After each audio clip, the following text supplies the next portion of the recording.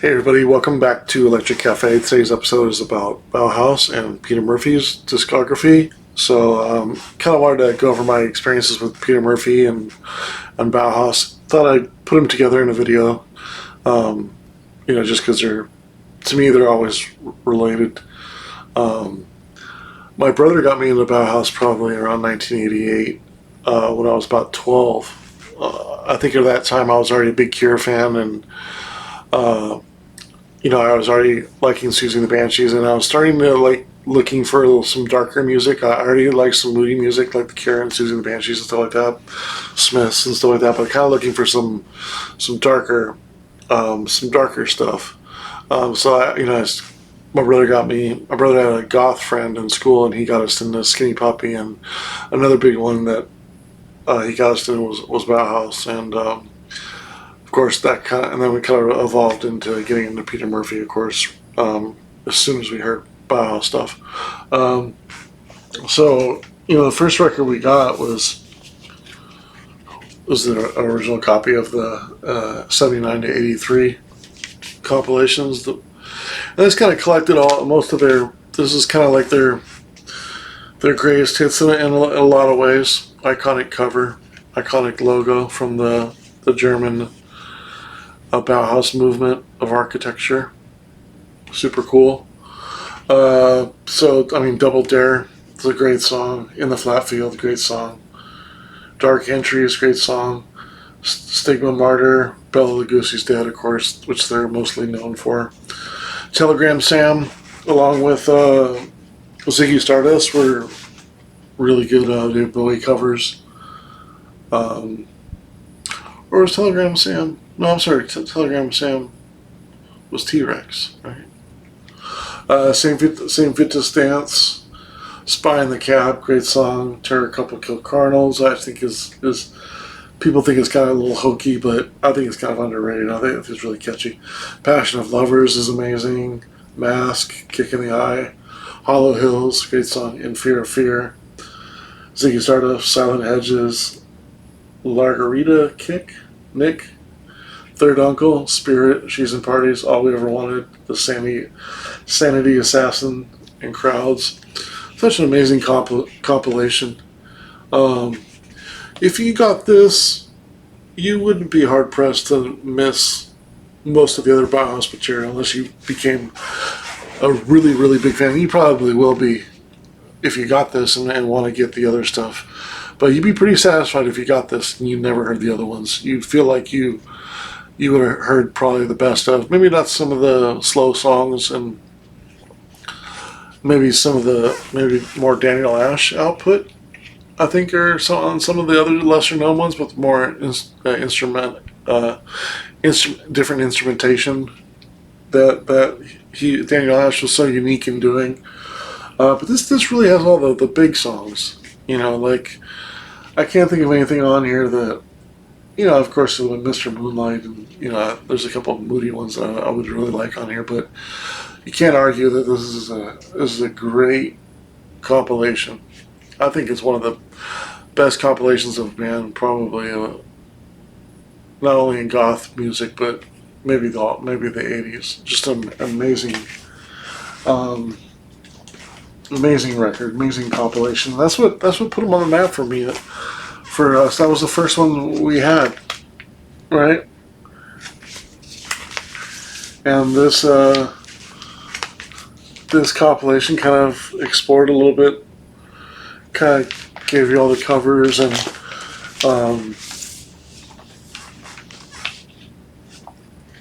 some artwork and things like that, and then also it tells you what other projects they were on. Here's 33s right here. It also talks a little bit about some of the other bands that they went on to, like Tones on Tail and, of course, Love and Rockets. So that's kind of a nice touch.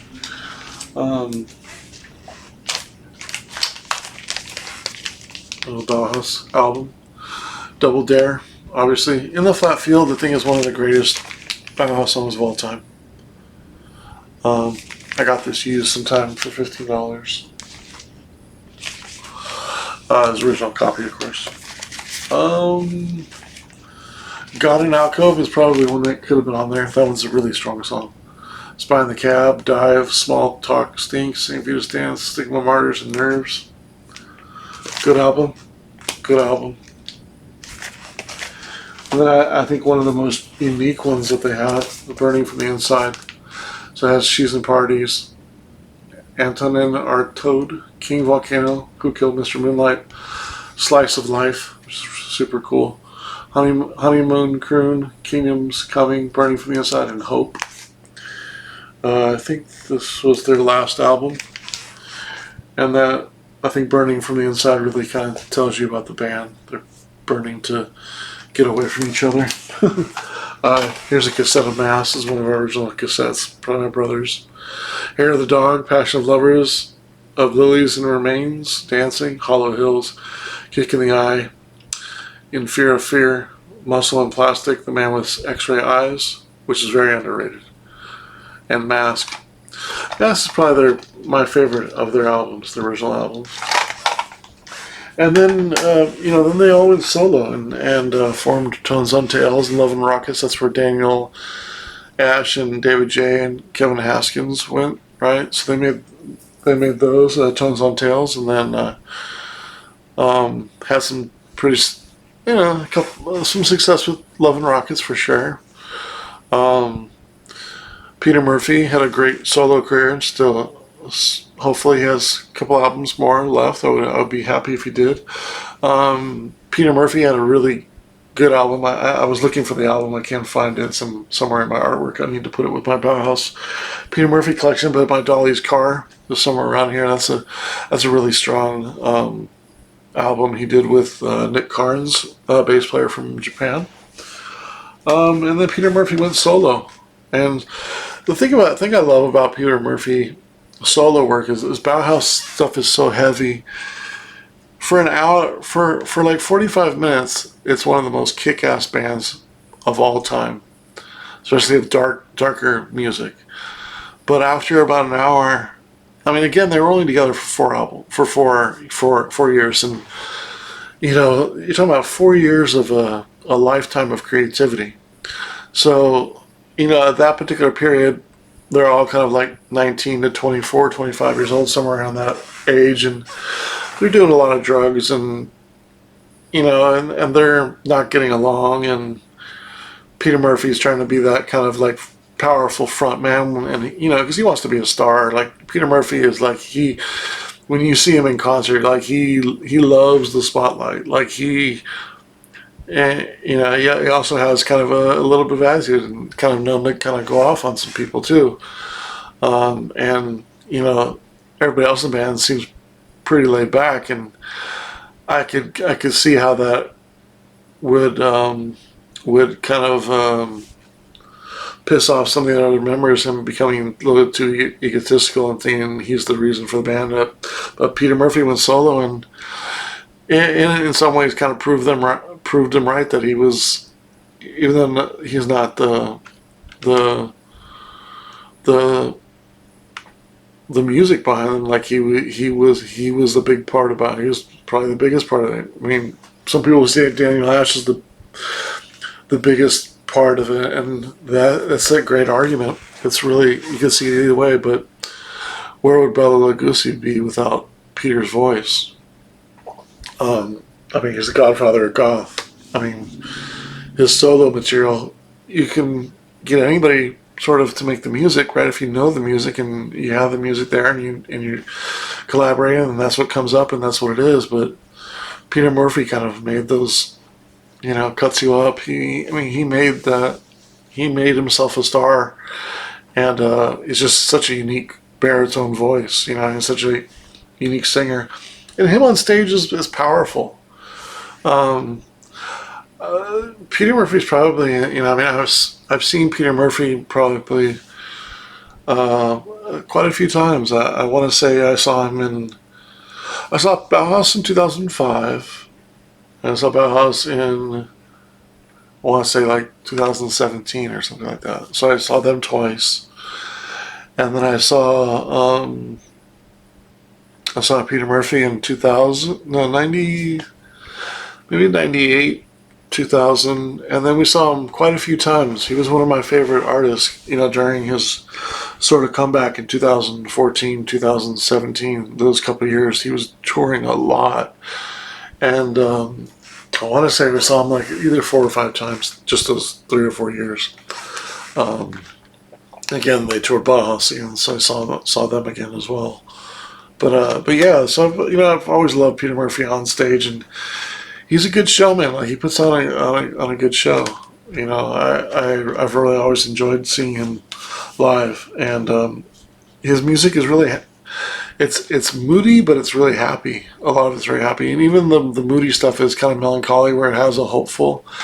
Maybe that comes from his spiritualism and his I think he's a Buddhist, right? Or does a lot of meditation and yoga and stuff like that. So maybe that comes out in his music. But there's of course, the 100 Men, which was his backing band through the first couple albums. They're just so unique in their instrumentation and the instruments they use, and there's an organic sound about them that has really made some of their early albums just amazing. So Peter Murphy's first solo album, in many ways, is kind of a dud. Should the World Fall Apart and maybe Blue Heart and Final Solution are the only songs I like on this album. This came out in 86 to 85, so this came out a couple years after Dolly's Car. So kind of a forgettable album in a way. I probably have heard it maybe 5 times, and every time I just go through it, I'm like, there's nothing really good on here. Fast forward to Hysteria. Great album. This is what I consider his solo album. Looks like this is the promotional copy here. Every song is great except for Fun Time on here. All Night Long became, with that video, that became his first really solo hit.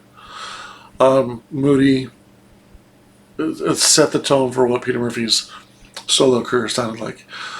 There's 2 songs on here that are upbeat, kind of rockier songs, kind of like the Bauhaus, like Slice of Life, that are really cool. And that's His Circles and Hers Met and Blind Sublime. Blind Sublime turned out to be a single that they actually had on a 12-inch. And those 2 songs on the upbeat are really, really cool. But it's really about the slow songs on here. Dragnet's Drags, Socrates, and Python. Time has got nothing to do with in my last 2 weeks. Those 4 slow songs are just amazing. Percussion, amazing moody songs, all pushing like 6 to 8 minutes. Just great songs. Of course, then you have the Indigo Eyes along with All Night Long, which were the hits from here. And then you wrap it up with Fun Time, which is kind of a hokey song. But 8 out of 9 songs are amazing on here. It's just such a underrated album in his discography. It's an underrated AG's album. I think a lot of people don't really pinpoint.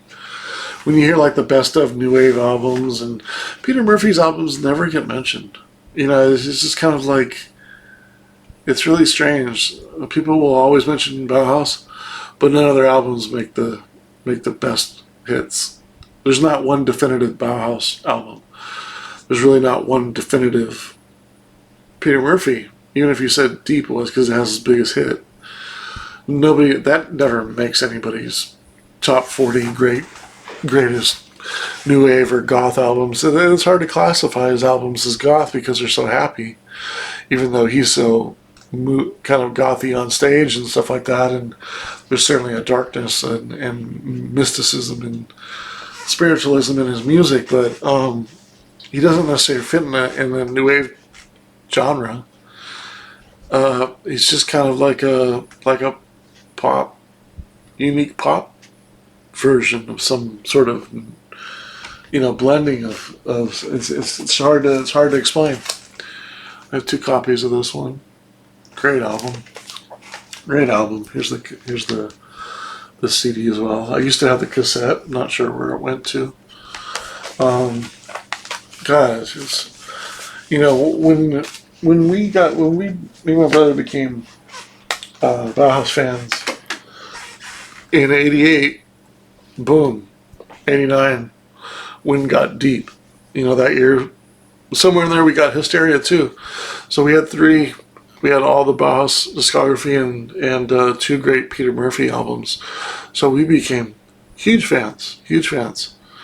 And then so then you have deep. Can't find my CD. It must have got stolen. But this is my original cassette. And here's a reissue of the vinyl. I think like 2016 they reissued these vinyls, which I ended up getting. I don't have any original Peter Murphy, but they were on cassette and then CDs. In the '90s I got them. All the cassette Peter Murphy's, all the Bauhaus stuff. All we had was the cassettes. We had all cassettes of their music. It wasn't until like Deep came out that I think I bought that my brother had the CD and then I bought it shortly after. But great album. I'm not surprised this doesn't make this people's list of great '80s and '90s albums as much as this does. I mean, Deep Ocean, Vast Sea, a really great song. Shy Isn't Bad, it's kind of maybe trying too hard. Crystal Wrists, super strong song. Marlena Dietrich, Favorite Poem, and Strange Kind of Love, two of his best slow songs. Along with My Last 2 Weeks and Time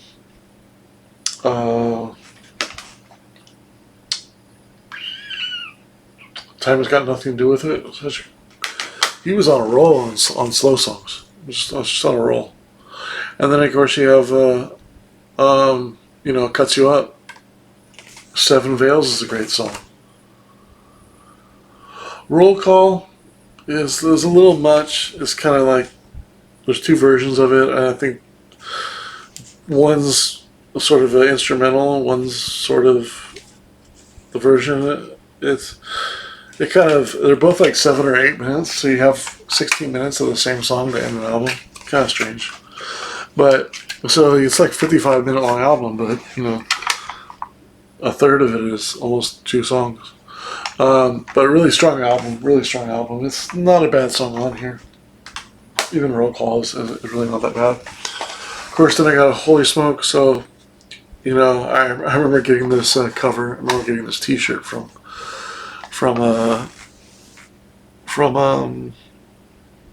Hot Topic. Back when Hot Topic was actually, you could get some decent shirts on it. I got the Holy Smoke T-shirt on.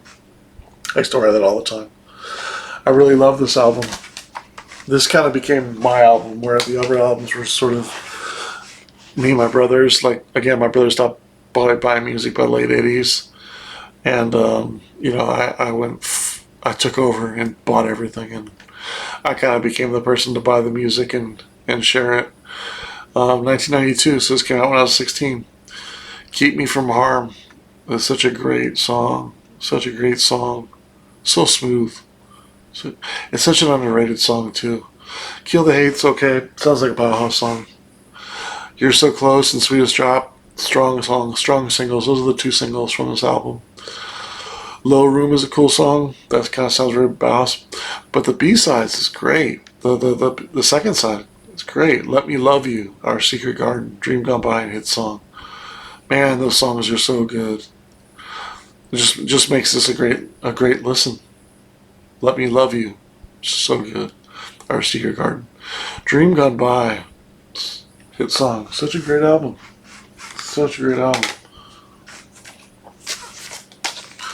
Here's the reissue. Don't think I've ever looked inside. Just pictures of the inside of the CD.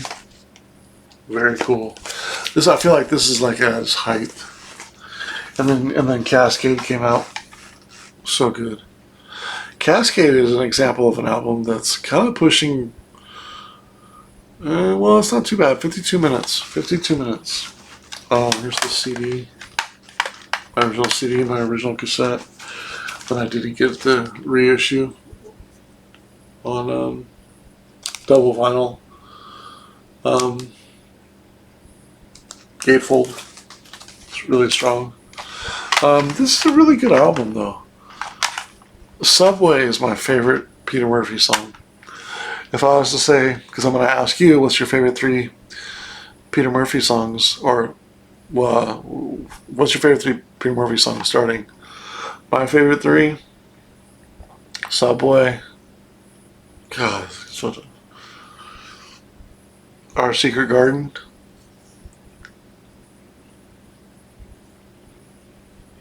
ooh, gosh, it's tough. Gosh, it's tough. Have to be something from Hysteria or Deep. Jeez, it's so tough. So tough to choose a third favorite song. Let's go with Marlene Dietrich's favorite song. Great song. Number 1 and number 2, though. Number 1 is I know for sure is going to be Subway. I love that song. Let's take that back. Let's go. Subway. 2 is Keep Me From Harm. 3 is Our Secret Garden. I love Our Secret Garden. So yeah, man, I love this song. So great album. Huvola and Cascade are super cool. Cascade's the name of the album. It ends on those 2 songs. Those are really cool, longer kind of songs. In the middle is a lot of 3 through 9 is a lot of good pop songs that are all kind of like 4 minutes. There's like Gliding Like a Whale, Disappearing, Mercy Rain, I'll Follow in Your Life, Scarlet Thing in You, Sails Wave Goodbye, Wild Birds Flock to Me. There's also Mirror to My Woman's Mind. They're all like grandiose. What am I trying to think? Like, they're kind of big. I can't think of the word. Like, they're big, kind of sounding, kind of theatrical. Like theatrical, moody pop music. They're very positive.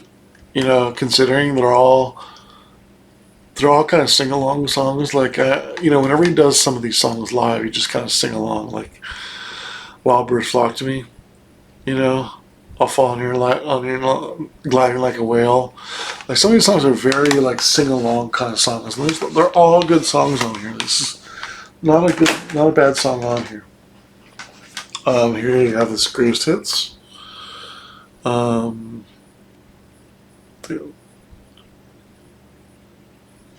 Really pretty straightforward. Has most of his hits. It has all of his hits, but this is a good up to the point. This is up to 95. So it has a good variance of different albums all in one. So then you have his comeback album, which is 9th, which I don't have a CD on me. I'm looking at the track list here. Just a lot of. I was really surprised with how good this album was when it came out. Velocity Bird, Piece to Each. Velocity Bird, Seesaw Sway, I Spit Roses, Piece to Each, Memory Go, Never Fall Out. Just 6 songs right in a row that are really strong. Kind of rock song. Like you could tell he got. This was released in 2011. So you can really feel like he got a new wind from this band, this new group of artists that he played with to make the song. Because this album is highly underrated, and Prince and Lady Shade, amazing song. It's hard not to put that in the top 3. I love the crescendo at the end. Uneven and Brittle, really good song. Creme de la Creme is a good song. I'm talking about liking 8 out of 11. A lot out of this album that I really, really like. It's such a good album, and you could tell like he was really motivated to play with this new album, and he started touring with them, and then followed it up with Lion, and another. It also has the Mr. Moonlight tour, Bauhaus on here as well. I always forget about that. this has some really good stuff too. Maybe not as many good songs as Ninth, but some high points that on the average, I would say there's more good songs on Ninth. My favorite, probably two songs, are on Ninth. If I had to choose like top two or three, probably two of the three are on Ninth. But if I had to say the top like six songs, I think Lion's top six songs probably outdo the better half of Ninth, and it's just by a hair. When I think of the track called Lion and L'Octane, those are fantastic. Elisa is really strong. Ghost of Shokan Lake. The Rose is really strong. Low Tar Stars is really good. I Am My Own Name and Hang Up aren't bad. I'm on your side. So the 5 or 6 of those songs, I feel like are a little bit better than if I had to choose 5 or 6 songs from Ninth. But it's just because this one's a little bit more moody, where Ninth is a little bit more rocky. This one kind of sounds like Cascade, while Ninth sounds a little bit more like Holy Smoke. But that's kind of goes with Cascade. Cascade has more good songs, where it has like 11 or 12 songs, where Holy Smoke only has 9 songs, and really the Slice of Life or whatever that one song is. There's 2 songs on there that aren't that great. Well, I don't really like anyways. I did get this. Got this at Peter Murphy's last tour that I saw him in 2016. It was his acoustic show, and this is Go Away White, the Bauhaus, but he did the artwork on here and drew this, and then sort of did like a Bauhaus logo on the cover. But this is kind of, there's only 100 copies of this. He designed it himself and did the painting. This was $100 at the concert. I guess I was feeling good. Maybe I had a good poker weekend that night, but I had a lot of cash on me off that concert, so I did pick this up for $100. But to have something special of Peter Murphy's that he did himself was pretty cool, and so that's a nice addition. Plus, I didn't have that Bauhaus album anyway, so I only had their older stuff, so that was cool. So yeah, that's my my video on my history with Bauhaus and Peter Murphy, and I will always go see Peter Murphy in concert if I do. He has that charisma on stage that is unique, and he's a showman, and he talks to the audience and has a good time, and he's kind of theatrical, and he has a good discography of not too much work, but it all kind of blends together, where I feel like every time he comes, he puts on a good hour and a half show, where every time I've seen him, I've had a great experience. And I've seen him at 930 Club. I've seen him at House of Blues. I've seen him in the Chameleon here in Lancaster, Pennsylvania. Saw him at State Theater in DC, Strathmore in Maryland. I've seen him at some really good venues as well. So I've been really happy with my experience with him, and I feel like in a way, he's like, everybody kind of has their Elvis or their crooner, in their history. Like Morrissey is kind of the crooner from my early days, where Peter Murphy is kind of the dark crooner in my, kind of like that Susie for a female. Peter Murphy is kind of that voice that I've always enjoyed, and I've always enjoyed his moody atmosphere and well-written songs, and just unique kind of melancholy spiritual side that he has. I really respect that, and it doesn't just for moody music and beautiful music with interesting instrumentation. It's hard to beat Peter Murphy's solo work. It's just amazing. And Bauhaus is such a strong artist themselves. So yeah, that's my history on Peter Murphy. What is your favorite 3 Peter Murphy songs? And what are your favorite 3 Bauhaus songs? My favorite 3 Bauhaus songs are In the Flat Field, A God in Alcove, and let's go Double Dare. All right. Thanks for listening. Have a good day.